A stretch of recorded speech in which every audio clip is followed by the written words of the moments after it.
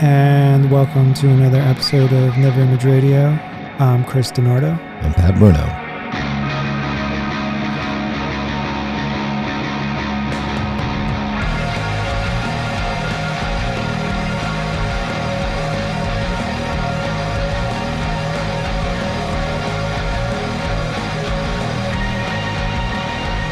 All right, so today we're going to be doing our top 5 favorite films of all time. And like the other list, this was not easy. Yeah, this was kind of tough. All of them were tough, dude, because you can't squeeze everything you liked.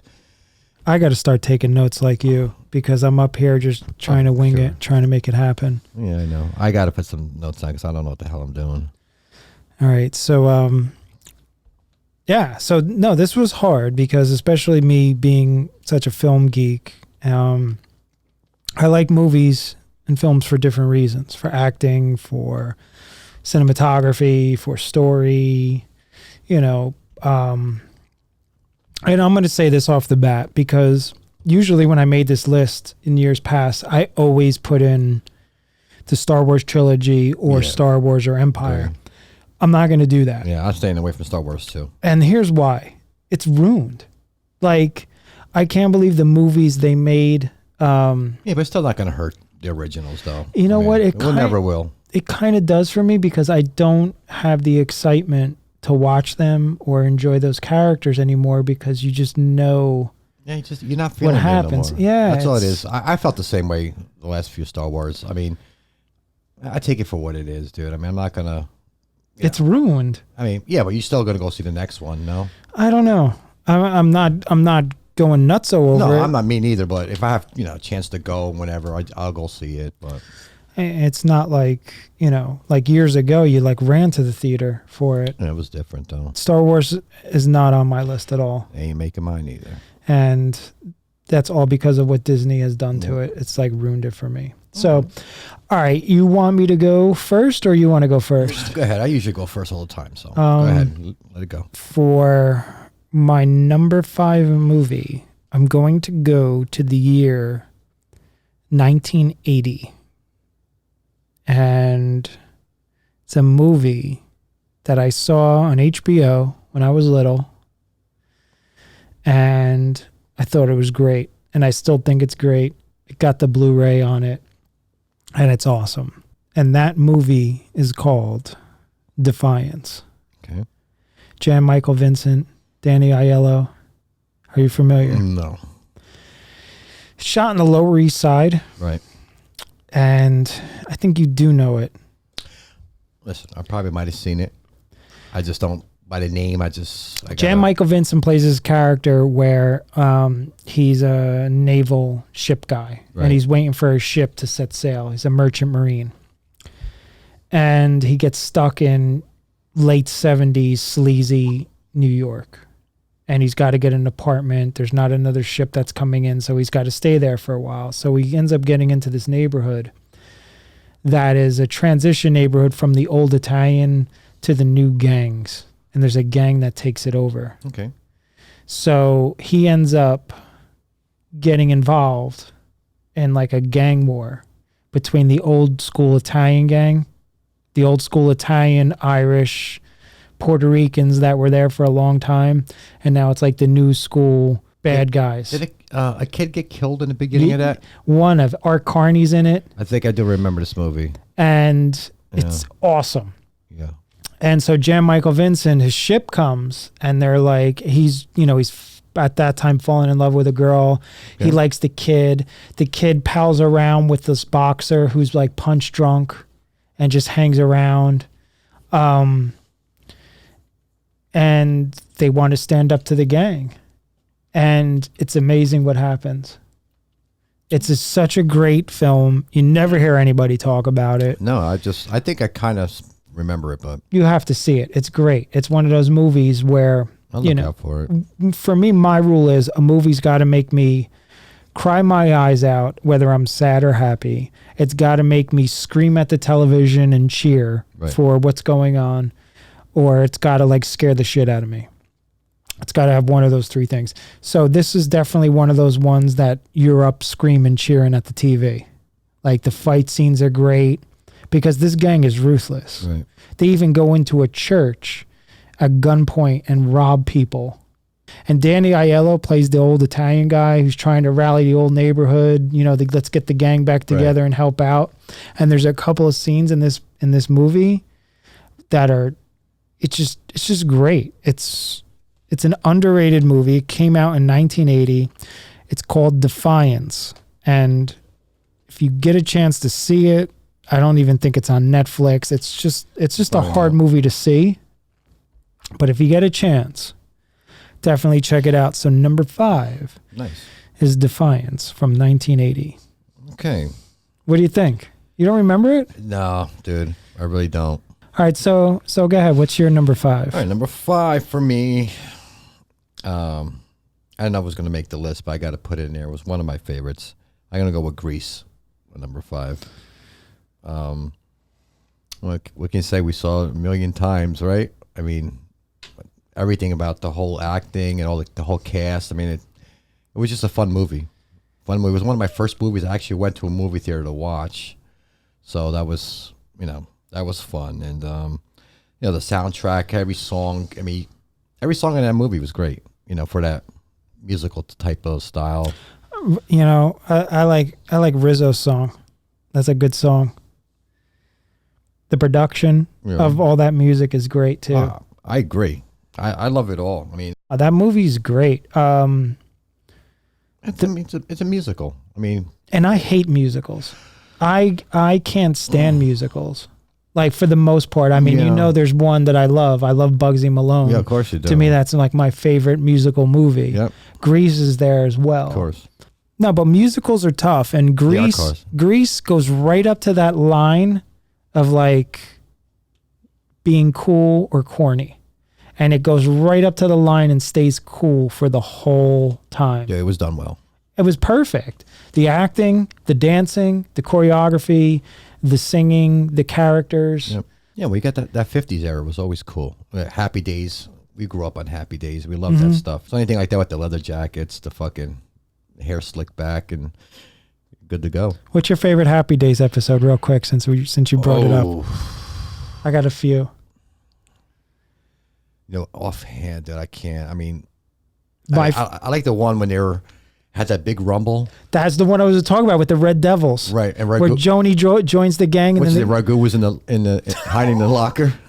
They'll never go from rags to riches. And Ralph Malph wouldn't come out. Remember? Yeah, he was like all scared in there. Oh my God, that was a good episode. That was my favorite.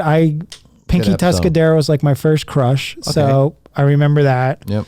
And Happy Days is such a great show. Well, anything the Fonz did, like a stunt, like he was going to jump over like sharks or something that's like that. where the phrase comes, jump the shark, because a lot of people say like Happy Days was like awful by then. Yeah. He's in Hawaii jumping sharks with his leather jacket. I know. That was and people are like buying it. So yeah, that's great stuff. Happy Days, I can watch that all the time. Dude. I got the DVDs, a box set, and that's another thing, for nobody that knows, unless you're like in my home or hung out with me over the years, I have a massive DVD collection. Yes, he does. And I don't want to be beholden to any streaming service. So, like Friends is now leaving Netflix and going to a different thing. It's like, I don't want to have a streaming service in charge of the movies I have. And I like collecting. So for me, films are like books. Right. I like revisiting them. I like watching them again. I reference them all the time. So that's why I like to own them. So yeah, I got the Happy Days like box set. And other shows I got is like What's Happening. I love What's Happening. Oh my God. Yeah, we grew up on all that stuff. That's really good times. So Grease, it's outstanding. What's your favorite song in the film? Oh, probably the opening track from Frankie Valli, right? Grease is the Word. That's what they call it. Grease is the Word. Yeah, you know who produced that? What's his name from the Bee Gees there? Yeah, that's why it sounds so great. He wrote it too. Oh my God, dude, that guy! He's got the best ear in music. Dude, he writes everything he does. Like when you think about it, like a lot of people ask me, what do you think is the best produced album ever made? Right. I think it's the Saturday Night Fever soundtrack. Yes. The sounds on that record are perfect. Well, they got so much separation in there, like oh from my the drums, God. from the bass, and all the keyboards and horns going on. Just how upfront in your face are like the keyboards and how deep is your love, and then their voices come in. The stuff he wrote for his brother in the early days, Shadow Dancing. Oh, that's your guy. You love that Andy Gibb stuff. Andy Gibb. My sister bludgeoned me with that stuff. She loved Andy Gibb. Oh my gosh, she's probably looking at this cracking up right now. Yeah, it was fun. So, but yeah, he's a great producer. Yeah, he wrote for a lot of stuff. What's her name?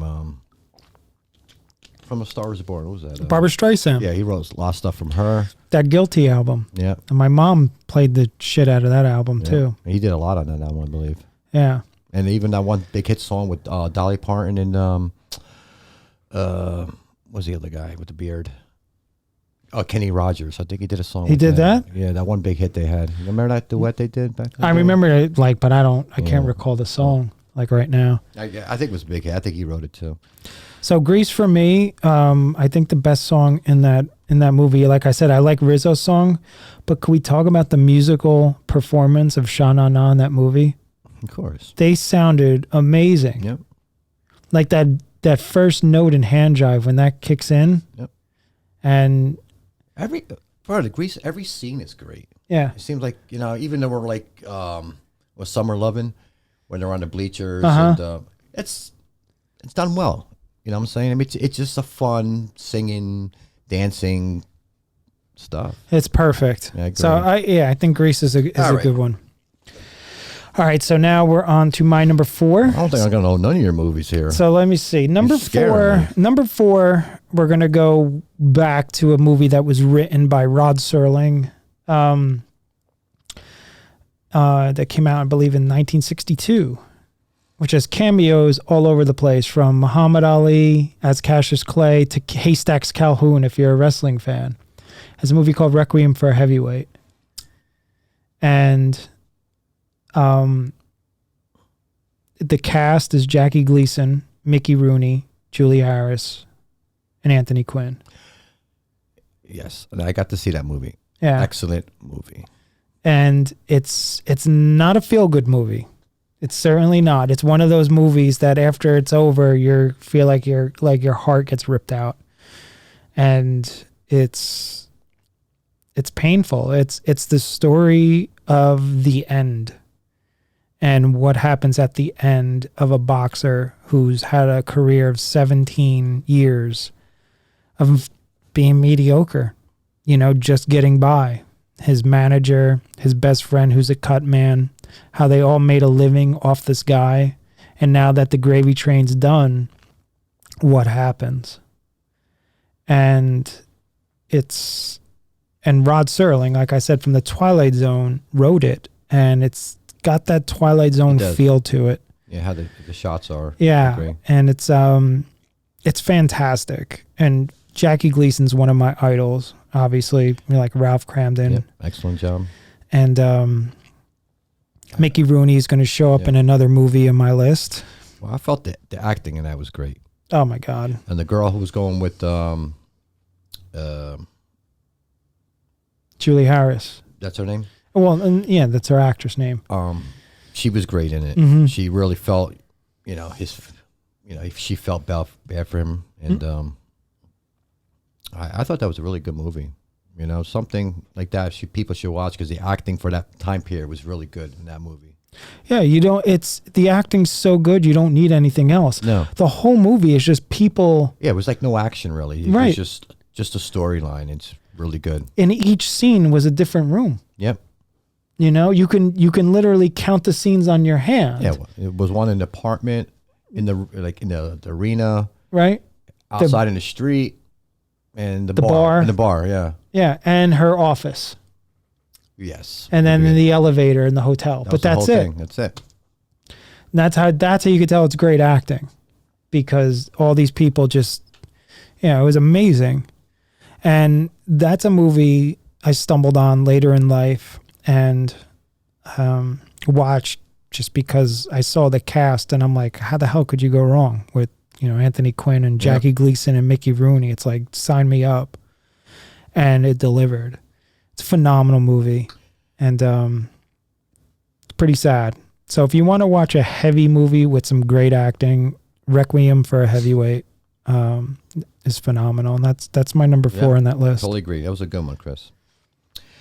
All right. Where are we already? You're on 4. Already? Yeah. Okay. Yeah, we're flying through this here. Yeah, because half of these movies I haven't seen in like 20 years, 30 years. Okay, this is going to be a tough one here. I'm going to do Planet of the Apes. Original from 1968 with Charlton Heston. It's all you, bro. Yeah, well, it's all me, but I love the whole Planet of the Apes series, so I'm like a Planet of the Apes guy. I got to throw that in with Star Trek as Planet of the Apes and Star Trek. I just did not went over my head. I just love the whole thing about it when they were in the future time, but they got lost in space and they landed on the planet. They thought it was Earth, and they found out it was run by apes. And I just love the whole story. I like the whole series of them. The first 2 Planet of the Apes are great.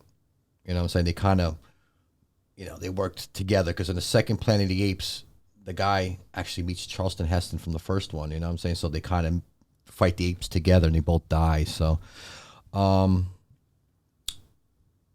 had the action figures growing up as a kid, the whole Planet of the Apes things. They had action figures? Yeah. Oh, they all have action figures for everything. If it wasn't Star Wars, I didn't care. Yeah, no, I had those. I wish I still had those. My Star Wars figures, I also made them wrestle. Did you? Yeah, it didn't my Star Wars figures didn't just stay in the Star Wars world. That's kind of creepy, because I did the same thing. Like Boba Fett was like the Intercontinental Champion for a good 2.5 years until he lost it to Lando Calrissian. That's great stuff. Did the same thing. That's fucking weird, dude. Chewbacca was like Andre the Giant. He came in, kicked ass. Yeah, that's what I did. That's funny. Yeah, that's funny, man. Throwing a few Battlestar Galactica figures in there. Tag team. 2 Imperial Stormtroopers are like the Moon Dogs. Don't get me started. But go ahead, back to the Planet of the Apes. Oh, I always love that movie. If that's on, I will watch it. Definitely will watch it. Why did it never did anything for me? And I'm not trying to be like you watch the original? Yeah, dude. It's like Channel 11, Channel 9. Growing up around here, it's always they had the TV series too. I don't know if you remember that. Yeah, kids. I didn't care too much about the TV series, but I watched it because it was part of the whole Planet of the Apes things. Some people like it, some people don't. I'm the same way with Star Trek. I really try to watch and enjoy Star Trek. I'm surprised you never got into Star Trek. Because it bored the shit out of me. Really? Yeah, I didn't. See, I loved it when I was a kid because I always watched it. It was a late night thing. Mm-hmm. I put it on and just, it's like listening to Gordon Soley talking. Right. That's like Star Wars. Star Trek to me is just like listening to Gordon Soley. But I don't know much to say about Planet of the Apes. Like I said, I thought it was a great movie when I was a kid. And you still like it? It's still up there. Oh, dude, if it's on television anywhere, right, I will watch it. The original, the first one, even the second one, and the other one, sequence, whatever it is, the third, fourth one. What'd you think of the remakes? I liked the first one with was the actor there?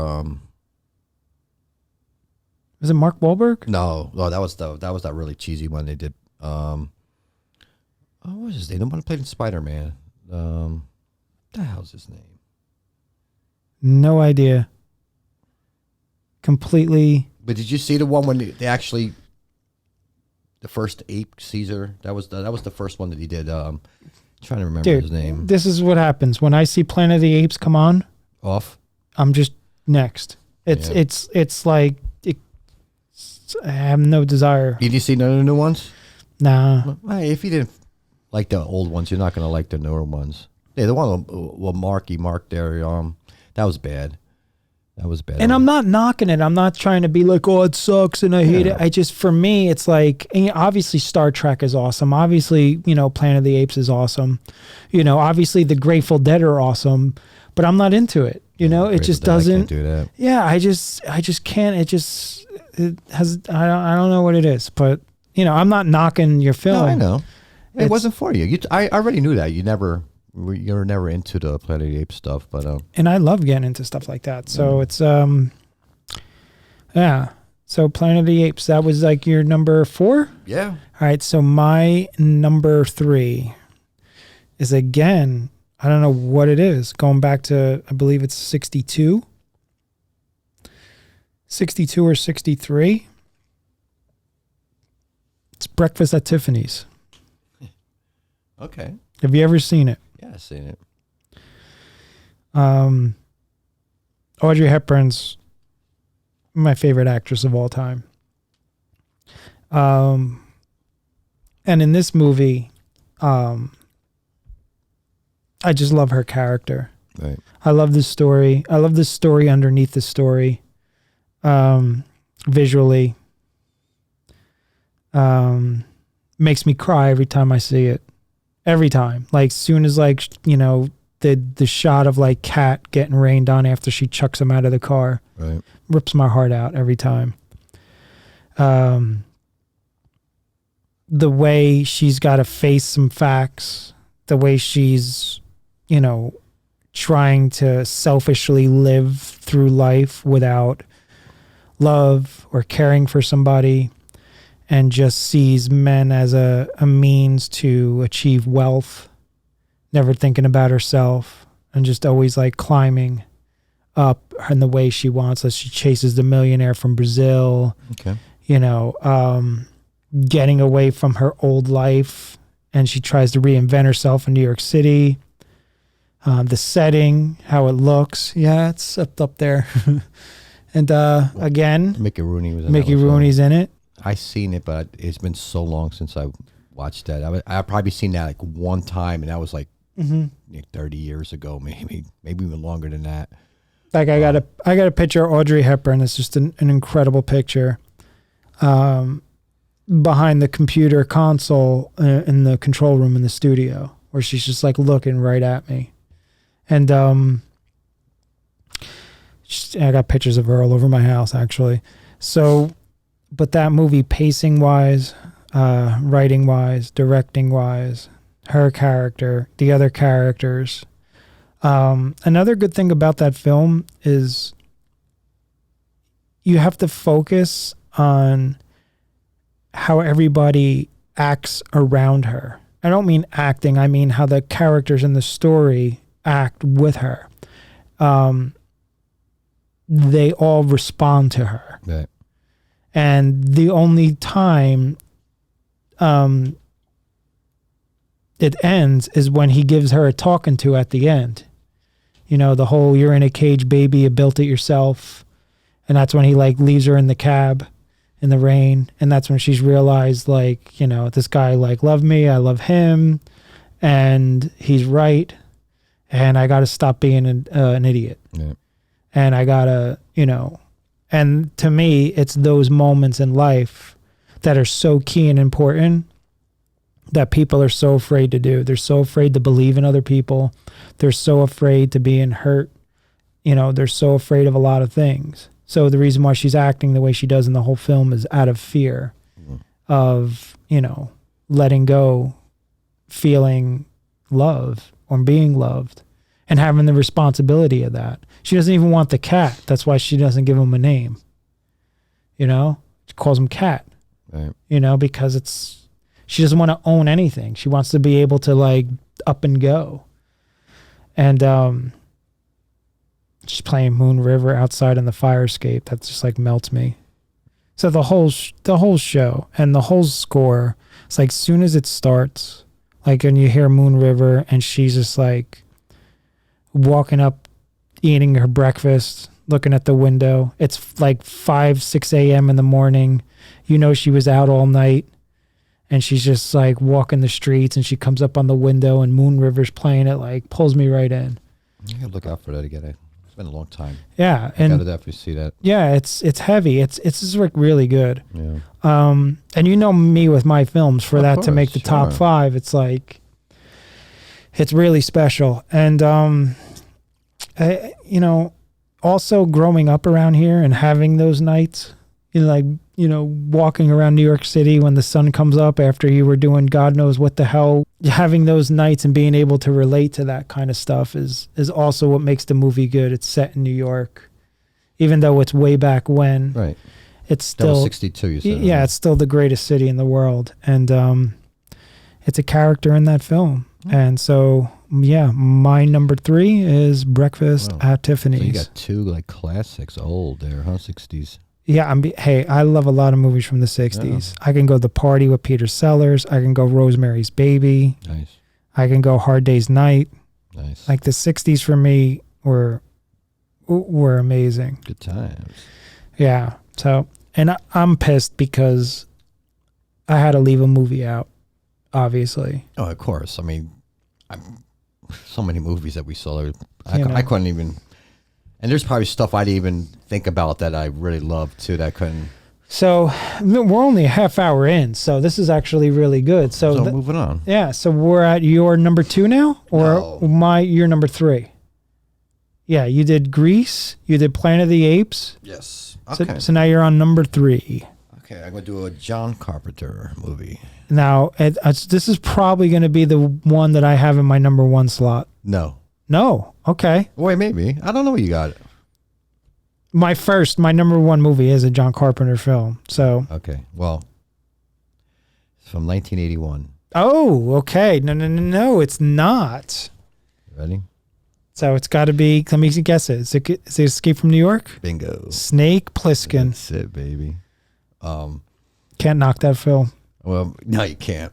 Dude, that's another movie. And I haven't seen that in a long time. It's probably been a good 10 years. 10 years? I watched it, I think probably about 7 months ago. Okay. And it's the whole concept of the whole movie is great. Yeah. About what happened in New York City. And, the president falls in there and he's the tough guy. He only can go in there and get him out. And, they set him up with the bracelet, right? Right. He had the bracelet on. Yeah. And if he didn't do it, he will die. And, Ox Baker's in it. Yeah. Remember Ox Baker at the end when he fights him? Yep. That's great. I always love that movie, man. If people never seen Escape from New York, they should, man. That's such a classic movie, dude. Kurt Russell, he was great as Snake Plissken. He uses Kurt Russell a lot in a lot of movies. Yeah. Isaac Hayes was in there. Yep. You remember Isaac Hayes? Yep. I can't remember who the girl was in there. She played in a few other movies too. Lee Van Cleef from the Spaghetti Westerns. Okay. He's in there. Right. Good job. Oh, you saw it 7 months ago, so you kind of refreshed your mind. You know what was funny? I watched it years ago, and I loved it. And it's John Carpenter, and John Carpenter is my favorite director of all time. I didn't remember a lot of it because it's one of those movies that if you don't watch it a lot, this stuff kind of like blends in. Right. And I forgot it. Yeah. And I was just like, you know what? Let me leave this one alone. Right. Let me just leave it. I kind of did the same thing growing up with a Beatles album, with Let It Be. Okay. I purposely, growing up, never listen to Let It Be. The song itself? No, the whole album. Okay. And I avoided the album. Right. Until in my 20s. And then I grabbed it and got into Let It Be for the first time. Right. Because I wanted to save it. So I kind of did the same thing with Escape from New York. But did you listen to it before that? No.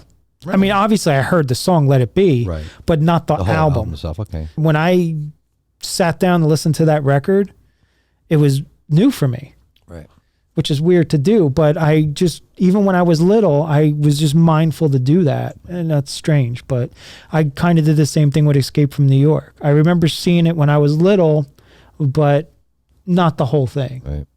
I do. When the first time I saw that, that movie just hooked me in. I was just everything about it. Do you remember the bridge scene? Yeah. Yeah, that bridge scene was great. That's when Isaac Hayes was chasing him. Yeah. And the guy was that guy too. He was in a few movies. The guy who played was driving a taxi cab around. Ernest Borgnine. Yeah. Right. Ernest Borgnine. Remember him in Superfuzz? Yeah. People don't remember Superfuzz. No. It's an Italian movie that came on HBO. And it's about a cop that had superpowers. And whenever he saw red, he would lose them. Yeah. Yeah. And Ernest Borgnine's in it. So that's a great movie. John Carpenter. How bad was what you call though? Escape from L.A.? I didn't see that. Oh my God, dude. I remember seeing it for a minute and just seeing them floating on some awful special effects. I'm like, no. I'll tell you how good Escape at LA was. It's just as good as Grease 2. Listen, I don't hate Grease 2. Obviously, if you put it up with Grease 1, it's like no contest. Right. But Grease 2 didn't bother me. I think it's because of Adrian Zemed. I think I just love that dude in anything. Okay. I loved him in Bachelor Party too. When he puts the tie in his head singing Little Demon. Give me Adrian Zemed all day. Like his That's performance funny. Of Little Demon and Bachelor Party could be one of the best musical performances ever on film. Well, I would not recommend watching Escape from LA because that's And I believe bad. Clutch had a song in that too. Did they? Yeah. Okay. It came out in 97, right? I didn't remember, dude. I think I watched it and then it was so bad. Yeah, I couldn't even I don't even think I finished watching it, dude. There was like this one. Did Carpenter do it? I don't even know, to tell you the truth, dude. There was this one scene he was surfboarding. That's the one I saw where they're all like surfing. It looked so fake. It looked was like so bad, dude. It looked so bad. If it was gonna look that bad, they shouldn't even put that part in the movie. I would just cut it out. I was like, dude, this is not gonna work. I mean, was it campy? Did they say like this movie's like horrible? Let's just go with like the campiness of it. I can't even remember, dude. I watched like probably a half hour and I was like, dude, this is bad. I love Escape from New York and anything John Carpenter has done, with the exception of Christine. You know, I didn't mind Christine. It's like the worst Stephen King book. Who gives a shit about a possessed car? If I'm going to watch a movie about a possessed car, I'm watching the car. It wasn't horrible. I didn't like it. Yeah, I mean, I won't rank it like anything awesome, but just... I mean, when you think about the other John Carpenter movies, it doesn't even come close for me for the other thing. Even Starman is great compared. I love Starman with Jeff Bridges. It's been a while. I own that. Take that home. Yeah. Starman. I got Big Trouble Little China. They Live. Yeah. All right. So that was my number 3. So my number 2 is going to go to the year 1979. And one of the people from that movie is actually standing right behind you. Yep. He might be hitting you with the bat. Yep. And it's a movie called The Warriors. Yep. And my late cousin Paulie, who was in it, played the leader of the orphan gang. So, great guy, awesome dude. And it's really cool when your cousin is in one of your favorite movies, because every time I watch it, there he is. When I see his face, I see a little bit of you in him. It's funny, especially at the back of the cover. You see him, it's like you guys look alike. That's funny. Yeah, and it's cool because when I see him in the film, I don't see my cousin Paulie. I see the leader of the orphans. Yeah, great. And his acting's so good that it just, I'm not watching my cousin. And for everybody who doesn't know the movie, it's The Warriors. It's a gang movie. It's about a gang having to fight their way from the Bronx all the way to Coney Island in dirty, ugly, dark 70s New York. And New York at that time was not a pretty place. No. It was not safe. You didn't go to the parks after dark. Yep. After 11 o'clock, you kind of just like took your life in your hands by going places. And this gang gets stuck all the way in the Bronx with no weapons and just 9 guys, and having to fight their way back while every gang in the city's trying to kill them and every cop is trying to arrest them. That's my all-time favorite movie. It is? Yeah, it's my number 1 movie. That's interesting. Of course. You know that. And you know what? What's weird about this movie? I'm not into gangs. No. I don't like gangs. Right. But this movie here, I don't know why, I just could connect with this movie. You know, just with I guess because the Warriors were like the underdogs, I guess, and they had to fight their way back, and you know, you're rooting for them. Of course, you know, Baseball Furies, the Punks. Who else do we have there? The Riffs. I mean, all the gangs were cool in this movie.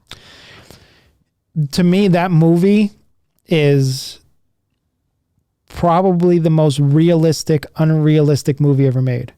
Yeah. Like, there's not a second of that film that you're like, oh, that never happened. Right. Oh, that's dumb. Yeah. You know, and the fight scenes were real fight scenes that would happen. It's not like this dramatic standoff. Your heroes get hit with bats, they get stabbed, they get cut. It's like stuff that happens. Oh, one of my favorite scenes when, besides the Fury part, was with the punks, remember? In the bathroom. Right, in the bathroom. That was so great because he was by himself, Swan, and then he looks up, you see the rest of the guys coming down the subway, and he was like, you know. He just gives him the look like. That was the best right there. They all go in the bathroom, and that scene is great. And, right, the whole movie's great, man. Nobody's seen The Warriors. They have to watch The Warriors, dude. To me, it's my favorite movie. I mean, it's not the best movie ever made, but to me, it's my favorite. You could say that it is one of the best movies ever made because of... Well, you know, if a lot of people watch it today that never seen it, they might not, you know, I think it may be the era we grew up in, and maybe... It's not a dated movie. Start to finish, it doesn't lose anything. It doesn't lose any pace. No, not at all. It brings you into the characters. Yep. Another beautiful thing that the film does is it gives you the character development, and you're invested in the characters in the credits. Right. Because as they're describing the story over the opening credits and the music, as they're taking the subway there, you're getting the backstory of everything. Yep. And by the time the movie hits off, you're already connected to the characters. Yep. You already know Rembrandt can't fight. Mm-hmm. You know, you already know that Ajax is an ass. Right. You know that Swan is one with the brains. Yep. They get split up, how they encounter danger, how the parts of the city become characters. It's another great New York movie. Right. And people have to understand what New York City was in the mid to late 70s. It was a shithole. It was bad. There were gangs running stuff. There was neighborhoods that cops didn't go into. The turf battles, the whole understanding of the city, the map of the city plays a big part of it. The subway direction, what platforms they got to get to. Yeah. It's all a character in it. And also the riffs have to figure out a mystery. Oh, the riffs were the big gang, right? Right. The riffs, controlled the city because they were the largest gang. Right. So they were trying to set everything up, and everything goes to shit, and that's how the whole thing happens. So The Warriors is my second favorite film of all time, and it's your favorite of all time. Why do I think that your number 2 is also my number 1? No. It's not? No, I didn't put it in there. Okay. No, I didn't. No. So, well, listen, I already went with mine, so I'm going to, we already talked about it, so that's my number 1, so there's no really need to bring it up again, so. All right, so my number, your number 1 is going to be my number 2 next one after yours. Okay, so go ahead. Well, you got to go again. No, I'm not going again. It's your turn. You're number 2. I'm going to do my number 2, and I think it's the greatest boxing movie ever. Well, it's got to be Rocky, right? Yeah. I mean, I think everybody's seen Rocky, so I mean. I don't know, really, what can I say about it, man? It's just the music. I mean, you get pumped up so you hear that ding, you know what I'm saying? It's more than just a boxing movie. Yeah, I totally agree. It's way more than, like, boxing to me. And he was the underdog, too. Here's the thing that about Rocky, and I don't want to stop you on this. It's the first movie I can remember where we're watching a movie where Rocky, a character, he's got a learning disability. He's not functioning like everybody else does. Right. So the people in the movie either feel sorry for him. Just like the movie, Requiem for a Heavyweight? Yeah. It's almost... Same type of thing. Right, yeah. You had almost the same feel from that. Yeah, and it's like, with Rocky, it's like he can only do so much. He could beat people up for the mob. Right. Or he could box. Right. You know, he really didn't have anything else, which was weird. Well, that's why in Rocky 2, remember, he tried to do other things. He went to try to do a little acting. Right. He couldn't even read. Remember, he was trying to read off the... That's why I didn't like Rocky 3 and Rocky 4. You know, Rocky 3 was good. no, but here's the thing about Rocky 3 and Rocky 4. He Got smarter. Yeah, he all of a sudden he's developed more mentally. He did it. Where he's rationalizing Right. things. He wasn't the same character. No, he didn't even talk like he talked in Right. the first Rocky or the second I Rocky. liked when, you know, going back to like Balboa Mm-hmm. and the last Rocky that he did and stuff like that with Balboa and Creed. He's back to being kind of that guy. You know, you could picture Rocky in 77, you know, bringing a chair with his glasses and just sitting at the thing. Yeah, that's what he was. He was a club fighter in the beginning. Right. You know, and he just did odd jobs. How great is it? How great is it that in Balboa when he's got Spider Rico washing dishes? That was great. You know, still looking out for the old fighters. You know, so Rocky's a great script. The best. You know what? It might be the best script. I agree. There's one part in Rocky. I think it's the 11th round when he goes down. That song from Rocky, but not the first part of Rocky. The second part of Rocky's song. Yeah, when the strings come in and the build up when he's like he should be dead. Right. Yeah. And how the music is playing and the shots they give, like, you know, Mickey saying "stay down," then Adrian's coming out like she can't look, and how the music goes with that. It's probably the best part in a movie ever. Yeah, the hair standing up on the back of my neck. Think of it. It's great. That just that 11th round when he goes down. The reason why it's the music. The music. I'm going to tell you why the music's so powerful there. It's a great piece, though. Because the whole piece is great. The musical piece transitions to him. He's going to die. Right. So the music, the build up, what's going on there, and when that piece happens, if you're looking at it from a musical, artistic sense, is that the music's telling you that this is his last minute. Right. He's about to die, and he's going to go out swinging, and that's what the music gives you. Yeah. But then you got dun dun dun dun dun dun dun dun dun dun bam, bam, and then the bells ring, and then you know he's going to stand. Let me tell you. Music is powerful as shit. But that one, nobody even can come close. No, that score is just like... It's amazing. And his shots, it just, you know, here's Mickey telling him to stay down, Adrian, and... Always got me. And it got me... I'm so happy that Rocky 2 starts with that. Right. And then it goes to the ambulance, and then the sirens, and that's how Rocky 2 starts. Yeah. To me, Rocky 1 into Rocky 2 is perfect. And he buys that Trans Am. I thought Rocky 2 was great. I was. You know, I'm Rocky 3, Rocky 4, I'm over it. Rocky really 5, I didn't even bother. Yeah. I did like Balboa. Yeah, sure. And I like what's going on with Creed. Yeah. Rocky gets dismissed as like a dumb guy movie. And it's not. You could argue that it's the greatest script ever written. And he wrote that like on his own, wanted to be in it. Yeah. But the story is amazing. It's awesome, dude. Awesome. Because I like the whole thing that the champion wanted to give, you know, a no-namer a chance to fight the belt, and he saw that Italian name, and he knew that was going to sell. Yeah. Remember how he was going through the names? Mm-hmm. And he was like, Italian sign. You know, he just found that Italian guy. He knew it was going to sell. You know what I'm saying? So, and you know, of course, Apollo Creed was great in that, too.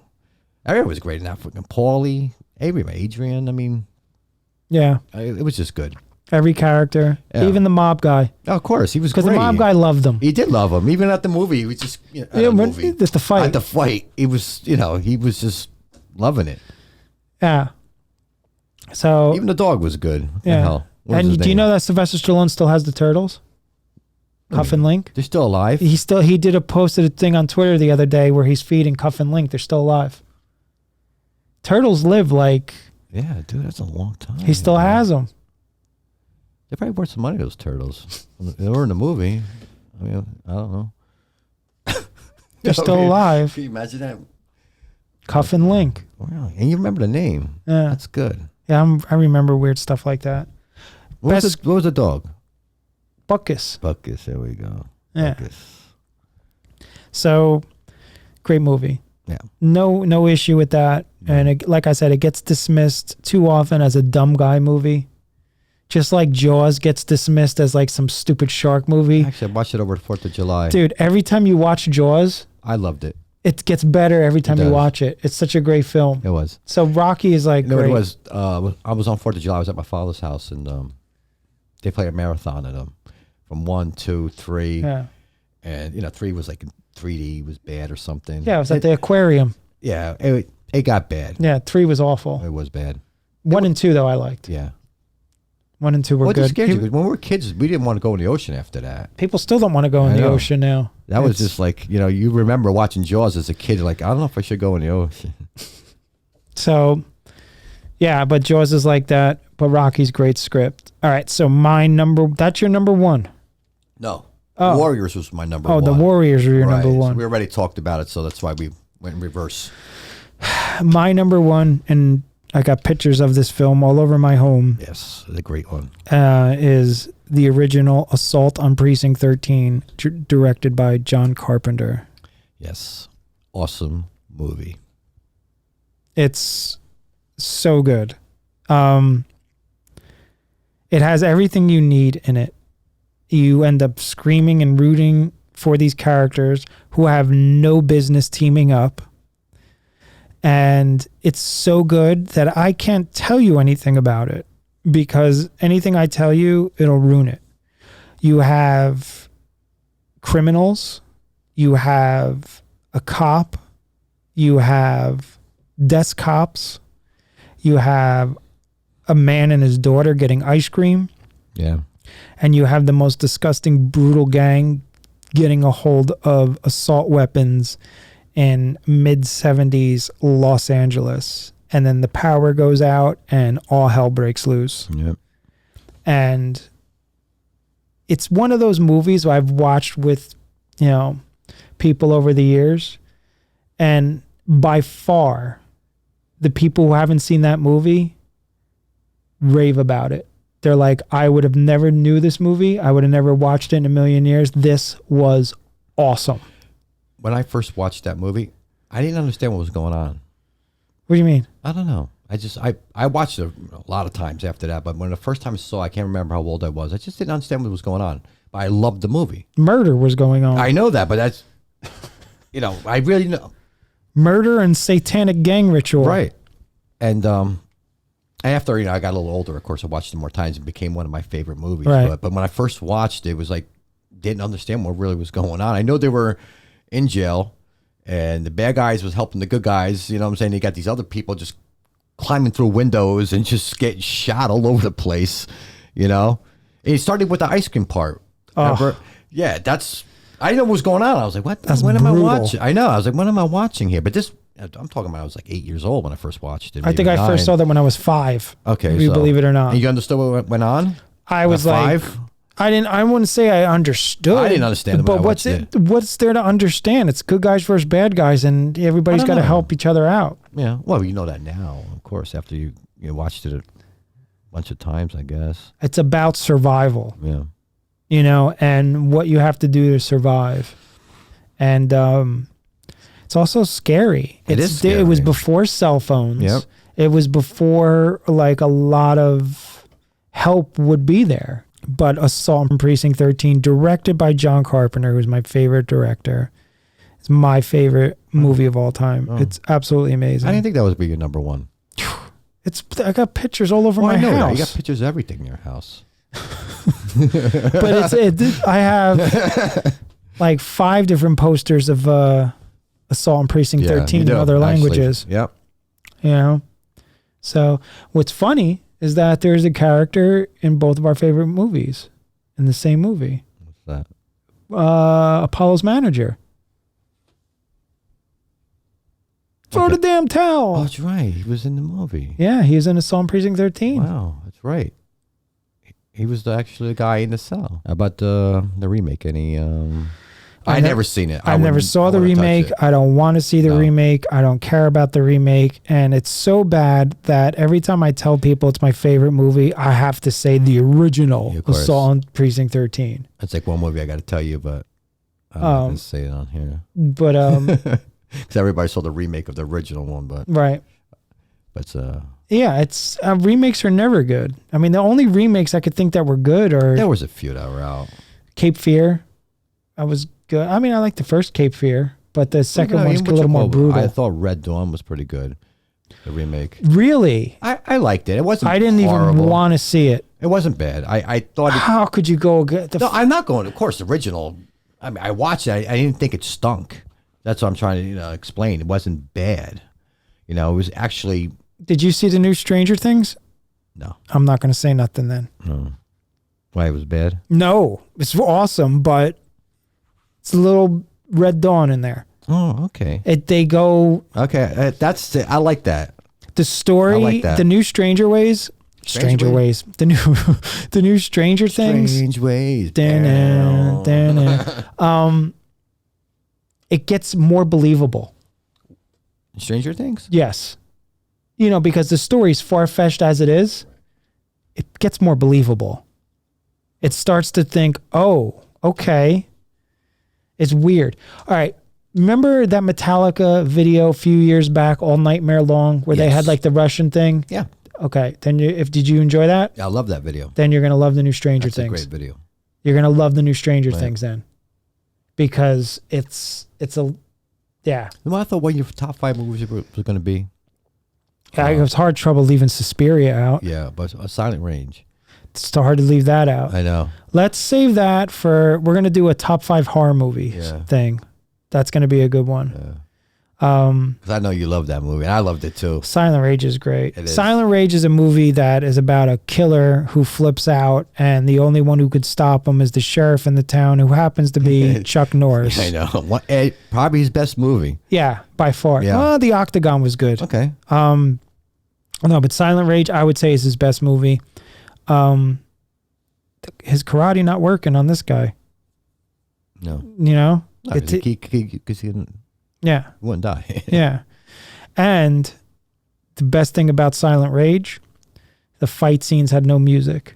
Yeah, you were telling me I have to watch it again just to. It's just sound. Yeah. It's just grunts and sound and dirt and kicks. That's why I got to watch the movie again, just because you told me that before and I never paid attention to it. And I have to really pay attention to that. Because usually, you need music in the background, especially when fight scenes or any kind of scene, like a chasing scene or. Yeah, the absence of that. There's none of that. Even the car chase scenes, right? Yeah, it's and again too, it's with getting back to Assault on Precinct 13, John Carpenter's use of sound and synthesizer and everything is just classic. Yeah, it's a prequel for what he did to Halloween. Right. I mean, think about it. The guy did Assault on Precinct 13, Halloween, They Live, The Thing, Big Trouble in Little China, The Fog. Yeah. Like. He had a run of great films. Big time. Escape from New York. Of course. So two of our favorite movies are like, he directed. So, yeah, Assault on Precinct 13 is my favorite movie of all time. So, what are some of the things you left off? I left off Suspiria. Ooh, what I left off. Which is for an art direction. It's amazing. Silent Rage, I left off. There's too many. I mean, if I just start throwing them in there, just like... Yeah. I thought, maybe the Blues Brothers was another movie I loved. Great movie. I love that movie. Yeah. You take it what it is, what I'm saying? It just... the best part is like, how can you not love a movie that says we're getting the band back together? You know what I'm saying? Just there alone, I mean, it's like we're getting the band back together. Totally. You're just recruiting old members they haven't played in years, So that's a classic, man. And there was another one I thought people don't talk about. Another Sylvester Stallone movie. Nighthawks? No. I love me some Nighthawks. No. Billy D. Williams, Rutger Hauer, and Sylvester Stallone. First Blood. Great script. It is. That's great script. Are you going to watch the new Rambo? I probably will. That's the only movie I ever got pissed off at because how that sheriff was treating him. Mm-hmm. He's just that guy walking through town and just... Yeah. wanted something to eat, Right. basically. And he was just being, he didn't want him there. And he just, Right. and look how the whole thing turned out. But that movie, you're right. It's a great script. Awesome. And people tend to mix the other Rambos with that. Mm-hmm. No. Right. The Rambos was just, helicopters, fucking machine guns. No, that movie, First Blood, was a really good Yeah, Rambo. because they started that's when... Was that still called Rambo or was called First Blood? That one wasn't called Rambo. I think they added Rambo later. I think it was First Blood. It was called First Blood. And, And the other ones became Rambo. It's when big Hollywood started throwing money at him and he Right. started making these other films. Right. Kind of what he's doing now, but... So when you say Rambo, people just tend They to think think of... stupid guy, testosterone Right, but- action movie. But First Blood? The I don't script care. is great. Amazing. You feel for that character Yep. so much. And I wanted to put that in my top 5 too, but it's just... I had to pick that, I had Rocky in there already, so it's like, I don't think I'm a fucking... Why didn't you put Sylvester. Assault on Precinct 13 in there? I know that's one of your I couldn't movies. fit it. Right. What about this one? It's another one. I mean, no, and that's the movie one of us should put in there because nobody knows that movie. Over the Edge. Nobody knows that. I think me and the only ones that ever watched that movie. Oh, I remember in the 90s hearing an interview with Kurt Cobain, and they asked him what influenced him, and he pulled that movie right out. Right. And I was sitting there going, are you kidding me right now? Right. Because up until then, I was the only one who knew that movie. Right. And It's weird. and to hear him talk about it, and I was just like, holy shit, dude. That's one movie just people did not watch for some reason. Even when it came out when we watched it on HBO. Right? I don't know. The what year it music came is out. great in it. The bands that are in it. Yep. It's just late 70s teenaged angst. What was it? Cheap Trick, Ramones, I think, were in there. Music. Not they were not in the movie, but just the Well, music let's part. see what we got here. We got here the music of Cheap Trick, The Cars, Van Halen, Little Feat. What the hell was Little I remember Feat? Little Feet. I don't remember them The at all. Ramones, Valerie Carter, and Jimi Hendrix. That's right, Hendrix too. Right. Matt Dillon's in it. Great. Yeah, Cut off shirt, belt Yeah. buckles. total 70s kid. Yeah. Another 70s great 70s movies, Bad News Bears, the first one. Of course. That Of was course. That's our childhood right there. We loved all that stuff, man. yeah, that was good. It was Bad News Bears. How great was that? And I think they remade that a couple times or something. I'm just saying. You can't do it. The reason why it was so great, it was because of the politically incorrect type of writing. You can't have kids say what those kids say in that movie. You know? Tanner Of course, Boyle sure. is not made for Yeah. 2019. No. He is not. No. He is so not. And but they all blended together. That was the kind of the beauty of it, Yeah. you know? Well, we can go on forever with movies, dude. I mean, really, just right now, they're just popping in our heads right now, and we're like, oh shit, yeah, about this one here, that one here. Yeah.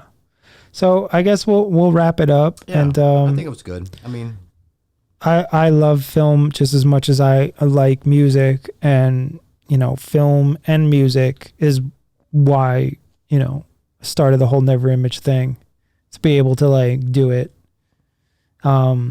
because of and what I was influenced by my whole life. So, and film's got so much to do with it. I can't think of what I like more, film or music. It's that's probably music.